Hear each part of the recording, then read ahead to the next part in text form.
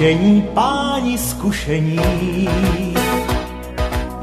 Já rád bych k vám teď podotknul, nikdo z vás nemá tušení, že v dálce stojí malý kůl.